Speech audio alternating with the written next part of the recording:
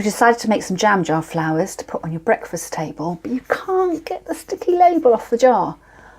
I'm Julie Davis from Julie Davis Flower Workshops and Flower Start, the online flower arranging classes. Come with me and I'll show you how I take my labels off my jars. So what I do is I take my jam jar, and I've got a big bucket of water here, and in fact this isn't a bucket, it's a preserving pan. I've been making marmalade this weekend, and before I put my pan back in my cupboard I thought I would just take some labels off my jam jars because I've got an event coming up and I need lots of jam jars which my friends have been giving me, but of course I have to put a bit of prep in to take the labels off. Now the easiest way to take your labels off is to submerge your jam jar into a bucket of water, and you can see I've got some in there at the moment. And you need to have your bucket somewhere where it's not going to bother you. Now, I will let you into a little secret. My husband and I have an ongoing little fight. When I'm soaking jam jar labels off in the washing up bowl, he likes to have a clean kitchen, so he drains the bowl and puts the jars on the side. And of course, the labels, they dry out and they won't come off again. So sometimes jobs are better done sort of out of sight, out of mind. So if you've got a utility room or a garage or a patio on the garden, you can just leave the bucket. And I would advise you need to leave your jars in water for about 24 hours, or you can leave it far longer if you want to, but you need to have them soaking for a fair amount of time. So you would just make sure you submerge the jar in, and I've got another one here, and I'm hoping that it's just going to peel off this label relatively easily. So I just get my fingernail on there and start to scrape it off. Sometimes you're really lucky and the glue is just in one place and you can just peel the whole label off, and that's really satisfying. Sometimes I resort to getting a table knife and scratching off the label, and you might want to then soak it again to get the rest off. So sort of stage one is taking all the shiny layer off of the glue of the label, and then you could more carefully start to really chisel that away. So I have unfortunately picked a really tough jar to demonstrate with, but it just does take a tiny bit of effort.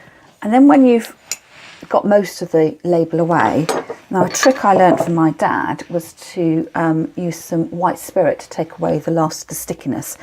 So I bought this in a little DIY shop local to me, and it cost £1.50 for 500ml. You can buy much bigger containers, but of course the price goes up, so I didn't want to buy a whole, I think the other option was £4.99, but it's absolutely massive, the container.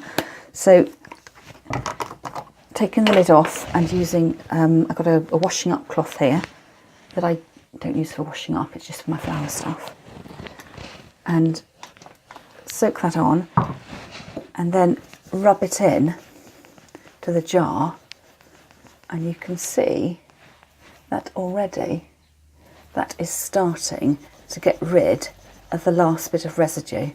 So it's just one of those things where sometimes you might be lucky and your label will peel off all in one go. You might have to get your table knife out to do a bit of scraping, but I would suggest if you've got any persistent bits of gluey sticky bits at the end, that white spirit is your friend. So when I will work on that and come back and show you when I've finished what it looks like. And because I'm going to be using these jars for flower arrangements, in all likelihood I'm going to run them through the washing machine just so I don't have to individually hand wash them. And I guess if you were making jam or marmalade, you could time that washing with sterilising your jam jars at the same time. So leave me here to keep rubbing and scrubbing away, and I'll come back and show you the finished product. So I've literally been off camera for about 10, 15, 30 seconds, not long at all. And just once I got the jam jar down on my bench and got my knife out again and just scraped through, and you can see it's the same jam jar, a bit of white spirit, and all the residue has gone.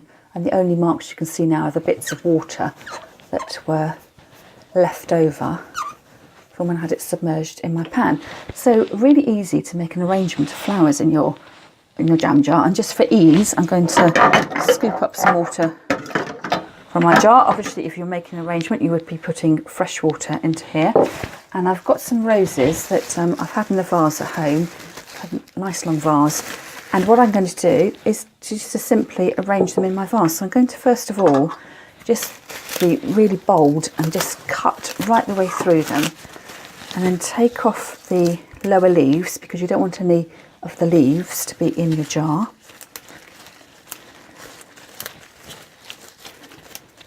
I'm just gathering in my hand in a really random way, so I've got some really bright clashing colours here.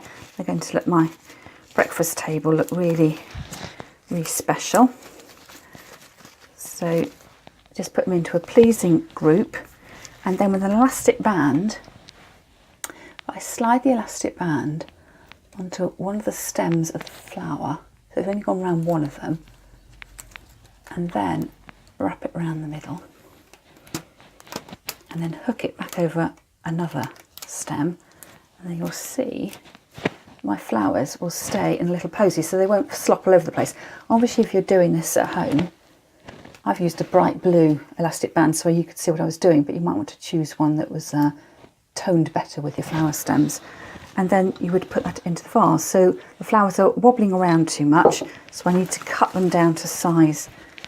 Again, really short stems, and I'm cutting these at an angle so that the flower stems can take up water. And then you've got a really cute little arrangement of flowers in a lovely jam jar. So I hope you've enjoyed that. If you have, please do give me a big thumbs up, and don't forget to subscribe to my channel and leave me any comments in the box below. I'll see you another time.